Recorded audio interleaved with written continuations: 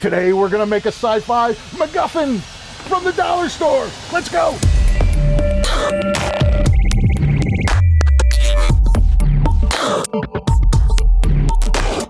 Hey, how's it going? Anthony Ferraro here, Create Sci-Fi. So today we're gonna do a dollar store mashup, but this also is very poignant because we're gonna make a Macguffin.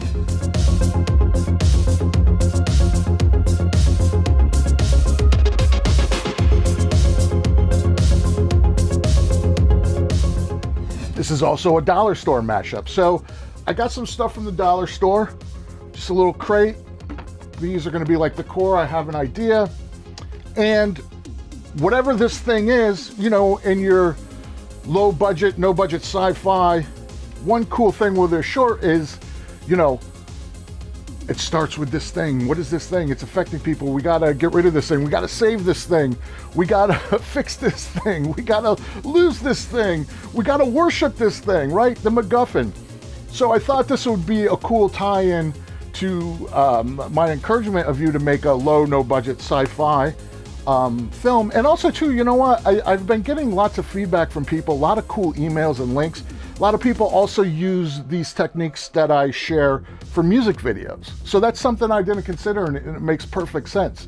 So whatever your or if it's just something you just want on your shelf for fun, we're gonna make a Macguffin. So, and also I did this, one of my dollar store things that I love to do. I had no idea what it was gonna be, right? So I went into the dollar store, and then I saw these crates first, and I was like, I'm not thinking of that. But this is where I can't stress enough, like, you have to submit to the gods of sci-fi props. So I was walking around the store, but then I just kept thinking about this. And then it was in that moment, I was like, oh, I'll make a Macguffin, this crate, right? And it all starts happening in real time. And then I got these, because I thought, okay, it's gonna have a core, and then I'll put some kind of LED light in there, and it'll be fun, right? So this is a true low cost, no budget, right? Dollar store. I think I probably spent $5. It's a Macguffin. This is a really cool device for a short film. And I just thought, yeah, it'd be really fun. And you guys seem to enjoy the sort of dollar store practical videos. So I figured, why not? Let's do that, and it'll be fun for me. So let's make a Macguffin. Let's get into it. All right, here we go. Always this moment of what was I thinking? Okay, maybe like this.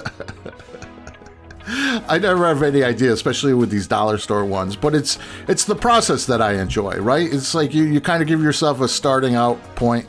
Who knows where you'll end up. So I got the lights.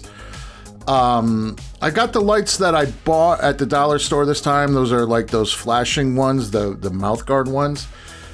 But now I realize I have this from a dollar store trip like years ago.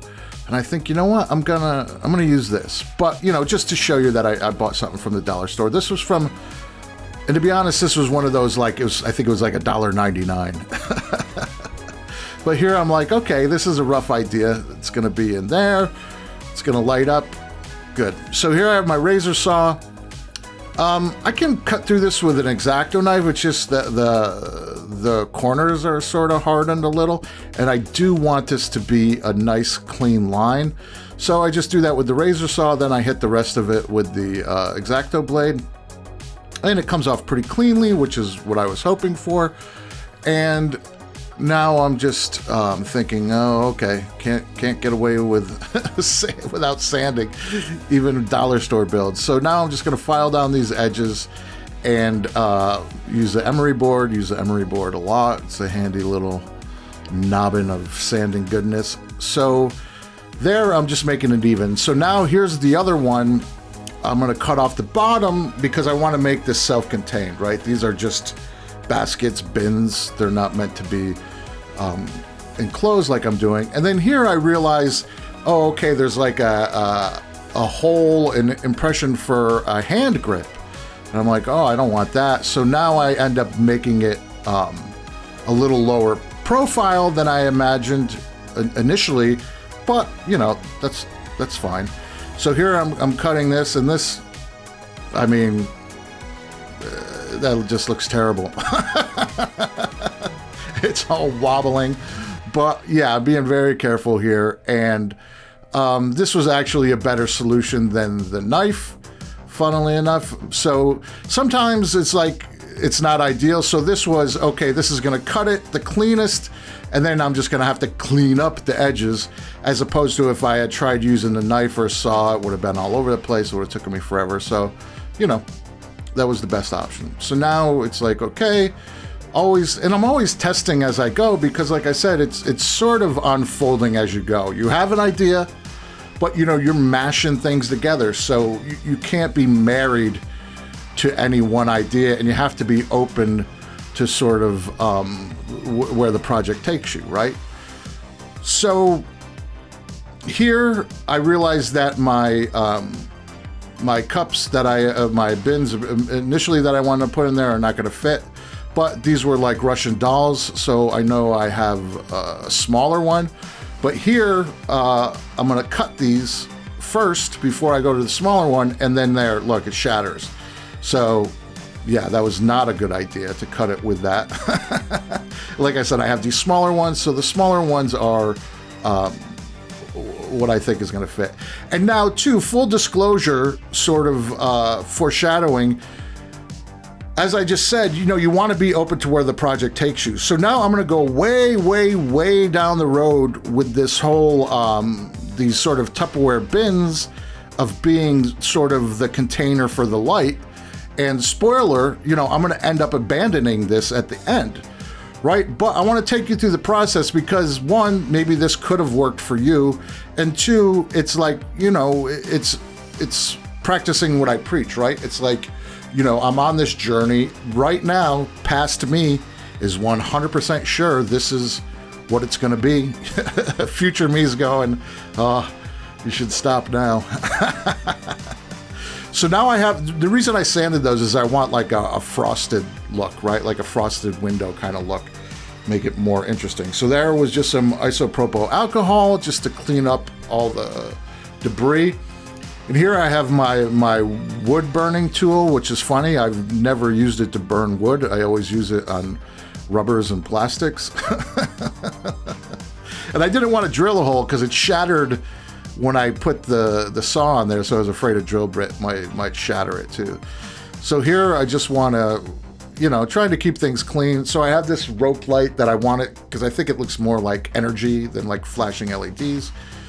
And then here again, past me is everything's going according to plan. Like I really think that this core is exactly what I want to do, and I feel pretty confident about it. So now I just take some super glue and I just want to put this all together. I'm just doing super glue in the corners because, you know, maybe at some point, which sooner than I thought, you'll want to take it apart. So it'll hold well enough, but then also if I need to, I can take it apart. So again, here I'm all on board. I'm like, yeah, this is what I'm going to do. Stay tuned. So now I just want to get all my edges flat, right? I cut those with a knife. The other piece I cut with the saw. So now I'm just, you know, sanding. Never get away from sanding. You always gotta sand. So here I'm getting my edges straight and we're getting close.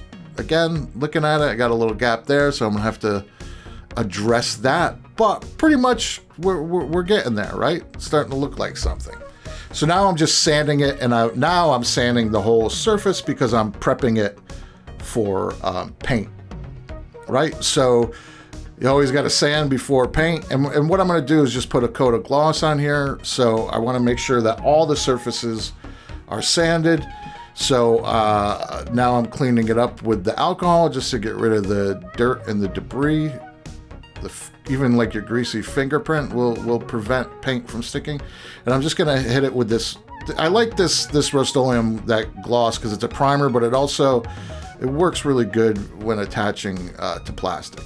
All right, so here's coming. This is the beginning of the end of this Tupperware core.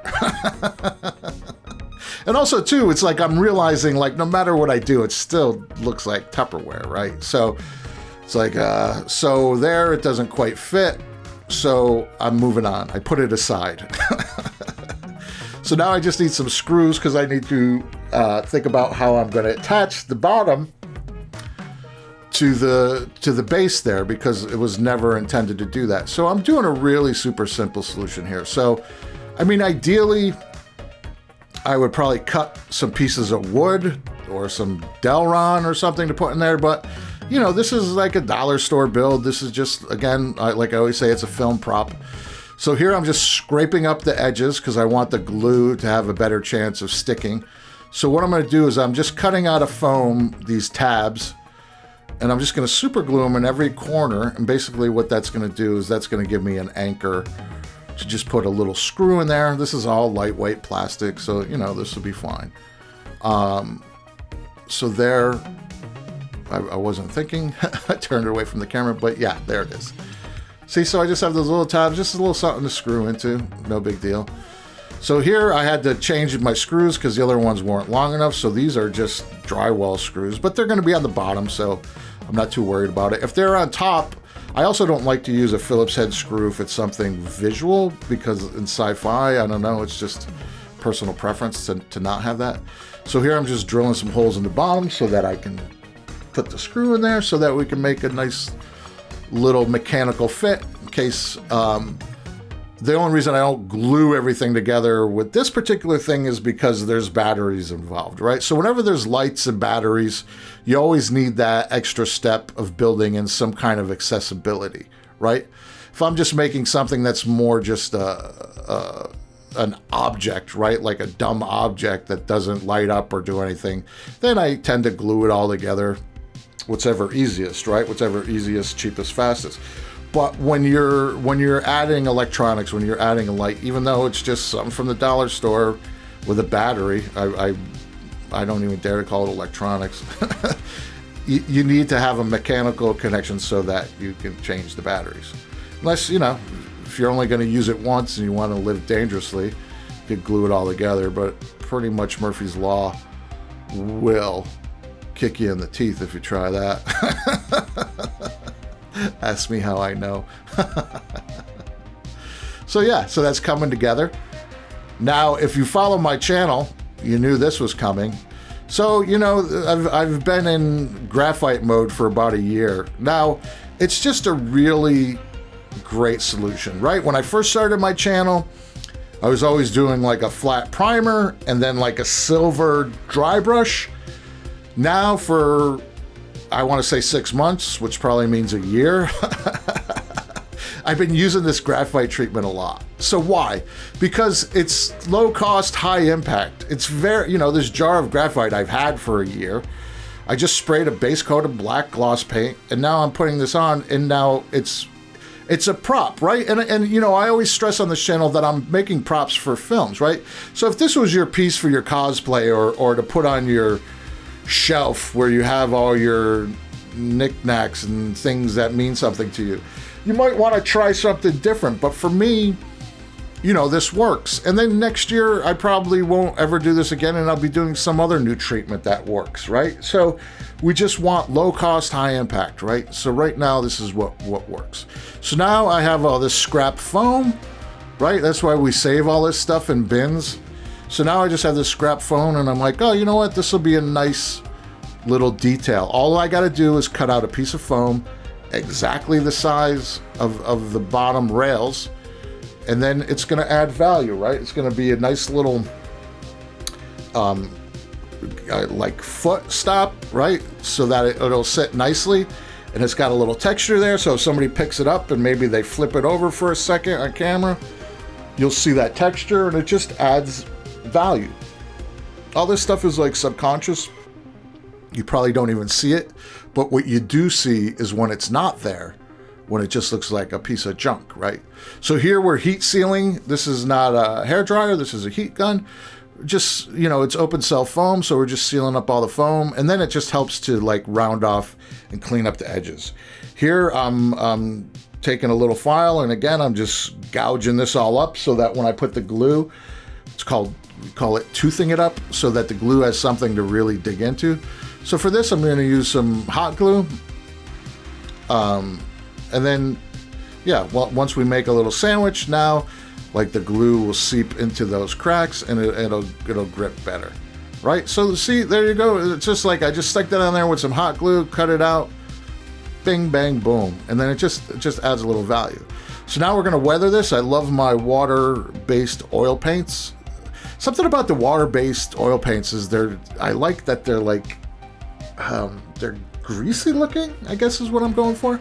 They have like a really distinct thing, and I really feel like I can get a nice aged rust look with the water-based oil paints.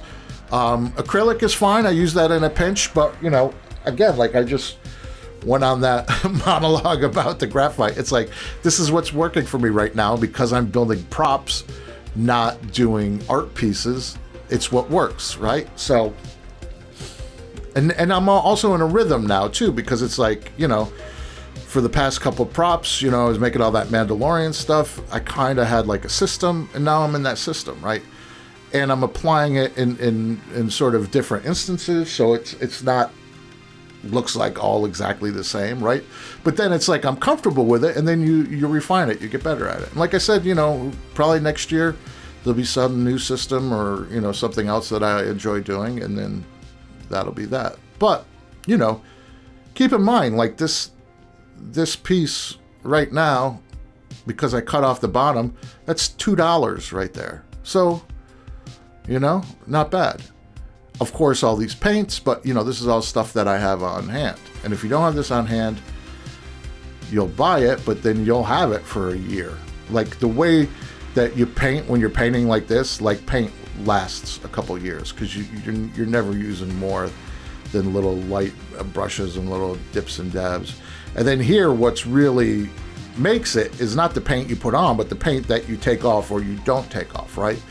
So I just do like little random dabs, and then I take most of it off, and what's left is the good stuff, right? And then, you know, I think I've said this before. The most challenging thing with this technique is to really abandon any sort of plan, right? You really have to be random about it, and then it seems to look better. If you come up with some kind of scheme in your head where I want rust in this corner and this corner is going to have a scratch, it never looks real, right? And then the purple, I always just like adding a random color. It's one of those things, I don't know why it works. I'm sure if somebody is, you know, like a professor of art, they can tell you why that little random color electrifies my brainwaves, but I don't know what it is. But it's just like those little, like that gold, that purple, just a little flecks of it does something, brings it to life, right? So now I'm just going to seal this all in a gloss. Typically I do matte, but I was like, let's go gloss. So now the gloss is hardened. Now I'm going to do my pigment powders. The powders, again, I don't know. I'm in the habit of using them right now. Never used to use them. If you go in my earlier videos, maybe next year I won't be using them. But now I just really like the result that I get from them. And mostly, with most of my weathering sort of processes that I lean into, I rely on, most of them are about, you know, getting rid of 90% of it. That's why I like these powders. I mean, most of it I'm brushing off, but what's happening is little pieces of it are getting stuck in the corner. Maybe the paint is still a little tacky, it'll stick in there a little bit, and like these random things happen, and to me that's really what sells it. And then the other thing that really sells it is the layering, right? So it's like, did some brown powders, now I'm doing some black powders, and I'm gonna put the cherry on top with some blue powders, because yeah, that's my move these days. But yeah, that's looking good. Then, you know, so since there's this pattern on this base plate here, let me put a little powder in there, and this stuff gets everywhere. So here's the blue. Whenever I'm going for metallic finish, just something about putting some hot spots of blue that it's not, it's like the speckles of the purple. It's just breaks it up, right? And like I said, a lot of this stuff, because it's for film, what you'll notice is you might not even see it, but then when you get into post-production, say you film something with this, you'll notice that the color correction really picks it up and makes it pop, right? So now I have all this good mixed up dust on the bottom here, so I don't want to waste that. So I blend this all in, and then now I give this one sort of like forever hold your peace pass. Who knows? You know, it's never done. You just say, okay, it's time to stop. And then it's done. So then here I have like this little bit of powder. So I'm like, okay, let's make a little special sauce with that. Just put this last little bit on here. And yeah, my cutting mats are only ever cleaned for one day. All right, so now here we go. Now this is like, I'm coming back to this. I tried to forget about it. I thought maybe, oh, I'll come back and look better. And it doesn't, it's not doing it for me. But then when I just simply just put it in all like random like this, and you can even, yeah, it's just, this is way more interesting, right? It's easier, and it's more interesting. So now I'm like, okay, let me at least, you know, soup this up. Let's hot rod this idea up. So what I'm gonna do now is I'm just cutting like, I don't know, I'm just cutting just like random. I think I just picked like 2 inches. I think I just picked like 2 inches of foam. And what I'm going to do is just make like a cone. All right. So I'll make a cone, and then that'll give me something to just, instead of just crunching up those, that light rope in a ball, it'll give it some sort of visual sort of structure, right? So, I mean, and the idea, again, is like on film, hopefully like this black stuff that'll be inside the box will fall away, and you'll just have like an interesting sort of light sculpture, and who knows what it is. It's a Macguffin, right? So who knows? Maybe it's an energy vortex. Maybe it's an ancient alien technology. Maybe it's nothing. And then here, I'm out of focus for some reason. Never goes back into focus. So, but you can see basically what I'm doing there is, so I built that cone. So now I'm just wrapping it around. And then, yeah, I just like that better. And then off camera, you can't see there, maybe you can. I just also wrapped it in some fishing line just because it was wanting to jump off of there. So now, because when you see inside of the box, you kind of see that base, and then I know also that I'm going to have a light switch in there. So I make the decision here, I think it's worth it to sort of tidy it up in there. So what I'm going to do is I'm going to make a foam base, and then the base is going to accept our little light pyramid, and then I'll be able to cut out a recess for the light switch, and it'll just make everything tidier, you know, rather than look like you just bought a box and threw a light in there. It's the details, right?